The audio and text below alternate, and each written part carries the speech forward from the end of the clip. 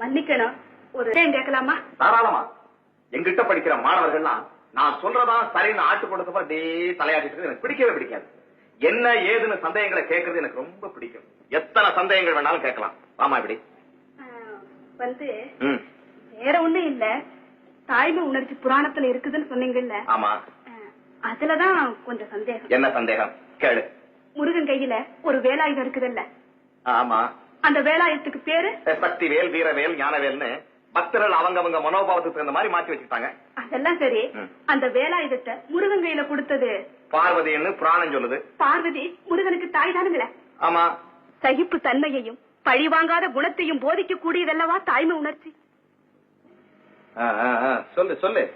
அப்படி இருக்கும்போது பழிவாங்க உணர்வை தூண்டக்கூடிய வேலாயுதத்தை தாயே குழந்தைக்கு கொடுத்த புராணத்துல தாய்மை உணர்ச்சி இருக்குங்கிறத எப்படி ஒப்புக்கொள்ள முடியும்?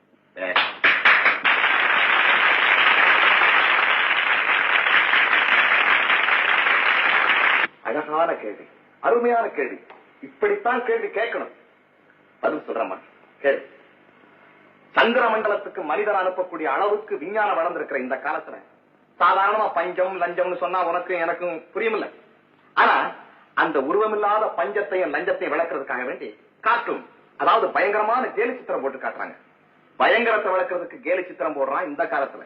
ஆனால் 2500 ஆண்டுகளுக்கு முன்னாலே வாழ்ந்த தமிழன் அறிவுக்கு காட்டும் போட துவங்கி விட்டான். உருவமற்ற அறிவுக்கு கேலி சித்திரம் போட்டு விளக்கி காட்டிய ஒரே இனம் தமிழ் இனம்.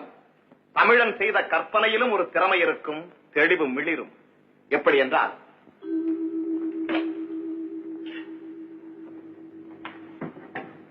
இப்படி வாமா. ஒரு மனிதனுக்கு அறிவு எப்படி எப்படியெல்லாம் இருக்கணும் தெரியுமா? அறிவு கூர்ந்து இருக்கணும். கூர்ந்த அறிவு குறுகிய அறிவா இருக்கக்கூடாது, அது அகழ்ந்து இருக்கணும். அகழ்ந்த அறிவு மேலிருந்த மாதிரியா மிதக்க கூடாது, அது ஆழ்ந்து இருக்கணும். இல்லையா? பார், அறிவு கூர்ந்து அகழ்ந்து ஆழ்ந்து இருக்கு இல்லையா?